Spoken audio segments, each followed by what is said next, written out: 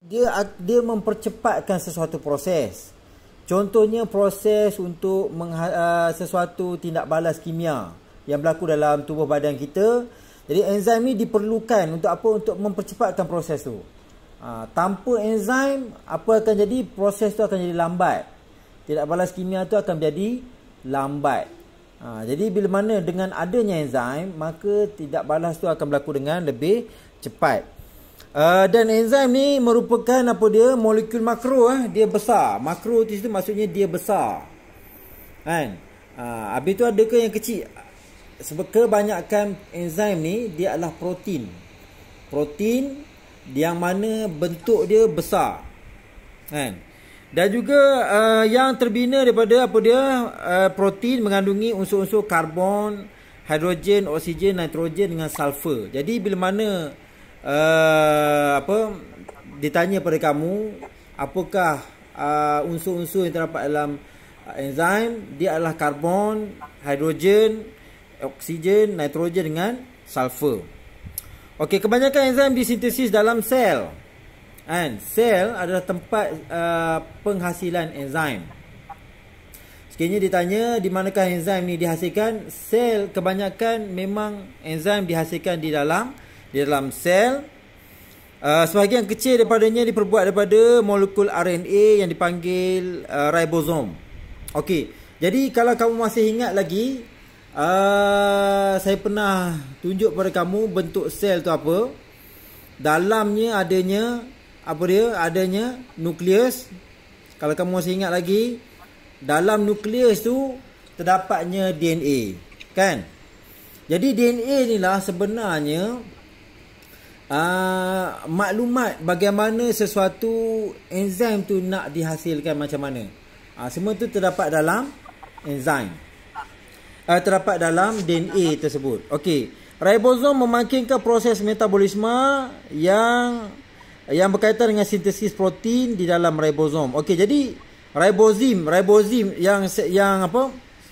Yang dalam buku ni yang mengenai ribozim semua tu, okey, untuk menghasilkan sesuatu enzim, kita perlukan ribozim, iaitu enzim asid ribonukleik.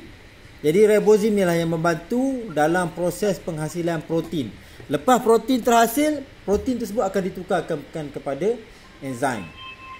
Okey, faham? Okey, molekul yang terlibat dan tidak balas yang dimangkingkan oleh enzim dipanggil substrat. Dan manakala molekul yang terbentuk hasil tidak balas enzim pula dipanggil hasil tidak balas. Okey, jadi sebenarnya sini yang dikatakan substrat ni apa dia? Yang ni, bahan yang nak diproses tu, substrat. Kan? Dan yang enzim ni apa dia akan jadi? Dia akan bercantum dengan substrat ni.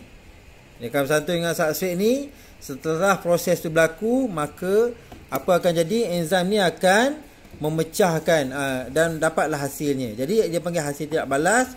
Ini enzim. Yang bahan yang nak ditindak balas tu kita panggil dia sebagai substrat. Okey.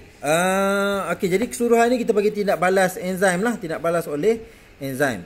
Okey, jadi penamaan sesuatu enzim ni untuk kamu mudah faham dan ingat, belakang enzim mesti ada perkataan ASE. ASE. Macam enzim untuk memecahkan lipid kita panggil lipase. Enzim untuk memecahkan maltosa kita panggil maltase. Enzim untuk pecahkan sukrosa kita panggil sukrase. Enzim untuk memecahkan laktosa kita panggil lactase. Okey, walau bagaimanapun terdapat pengecualian terhadap enzim-enzim yang mana dia telah pun dikenal pasti sebelum sistem penamaan ini dibuat. Maksudnya saintis-saintis dah kenal enzim tu sebelum penamaan enzim, cara penamaan enzim yang sekarang ni digunakan. Contohnya apa dia? Pepsin. Pepsin, renin, apa lagi? Tripsin, erepsin. Jadi enzim-enzim ni telah pun dinamakan sebelum penamaan-penamaan yang jenis baru ni dijumpai. Jadi mereka kekalkanlah nama dia. Kan? Kalau pepsin ni untuk apa dia? Pepsin ni untuk apa? Untuk hidrolisis protein. Maksud hidrolisis di sini adalah untuk pemecahan protein, jadi kita memerlukan pepsin. Untuk kentalkan susu, kentalkan situ masuk susu tu jadi apa? Jadi pepejal. Kan? Mereka memakai renin. Tripsin, memangkinkan hidrolisis polipeptida kepada dipeptida. Erepsin, menghidrolisis dipeptida kepada asid amino. Jadi ini adalah enzim yang mana dinamakan sebelum proses penamaan yang terbaru ni dijumpai. Okey. Kita pergi kepada ciri-ciri enzim. Enzim ni dia bersifat sangat spesifik. Sebab apa? Sebab substrate dia. Kamu tengok.